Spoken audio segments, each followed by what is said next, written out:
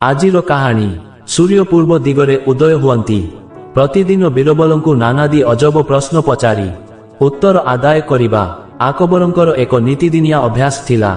ଦିନେ ବୀରବଲ ଭାବିଲେ, ମହାରାଜ ତ ସବୁଦିନ ମୋତେ ପ୍ରଶ୍ନ ପଚାରୁଛନ୍ତି, ଦିନେ ମୁଁ ତାଙ୍କୁ ପ୍ରଶ୍ନ ପଚାରିବି, ଦେଖିବା ମହାରାଜ କେମିତି ଉତ୍ତର ଦେଉଛନ୍ତି। ଏହା ଭାବି ବୀରବଲ ଦିନେ ଦରବାର ବସିଥିବା ସମୟରେ ମହାରାଜାଙ୍କୁ ପଚାରିଲେ, ମହାରାଜ, ଆଜି ଗୋଟାଏ ଅଦ୍ଭୁତ କଥା ମୋ ମନକୁ ବାରମ୍ବାର ଗ୍ରାସ କରୁଛି। ମୁଁ ଜାଣିବାକୁ ଚାହେଁ, ସୂର୍ଯ୍ୟଦେବ କାହିଁକି ପ୍ରତିଦିନ ପୂର୍ବ ଦିଗରେ ଉଦୟ ହୁଅନ୍ତି, ଅନ୍ୟ କେଉଁ ଦିଗରେ କାହିଁକି ଉଦୟ ହୁଅନ୍ତି ନାହିଁ?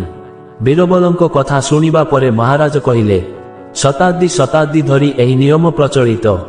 ସୂର୍ଯ୍ୟ ପୂର୍ବ ଦିଗରେ ଉଦୟ ଏବଂ ପଶ୍ଚିମ ଦିଗରେ ଅସ୍ତ ଯାଆନ୍ତି। ଏହି କଥା ଆକବର ବିରକ୍ତ ହୋଇ କହିଲେ, ଖାଲି ସେତିକି ନୁହେଁ, ବୀରବଲଙ୍କୁ ଭଲ କରି ପଦେ କଥା ମଧ୍ୟ ଶୁଣାଇ ଦେଲେ। ରାଗିଯାଇ କହିଲେ, ବୀରବଲ, କାହିଁକି ତୁମେ ଏପରି ଅବାନ୍ତର ପ୍ରଶ୍ନ ଦିନେ ଦିନେ ପଚାର? ମହାରାଜାଙ୍କର ଏହି କଥା ଶୁଣି ବୀରବଲ ଚଟାପଟ ଉତ୍ତର ଦେଲେ, ମହାରାଜ, ଆପଣ ମୋତେ ପ୍ରତିଦିନ ଏପରି ଅନେକ ଅଜବ ପ୍ରଶ୍ନ ପଚାରିଥାନ୍ତି, ମୁଁ କେବେ ବିରକ୍ତି ପ୍ରକାଶ କରେ ନାହିଁ। ବୀରବଲଙ୍କ କଥାକୁ ମହାରାଜ ହୃଦୟଙ୍ଗମ କରିପାରିଲେ। କାହାଣୀଟି ଶେଷ ପର୍ଯ୍ୟନ୍ତ ଦେଖିଥିବାରୁ ଆପଣଙ୍କୁ ବହୁତ ବହୁତ ଧନ୍ୟବାଦ। ଜୟ ଜଗନ୍ନାଥ।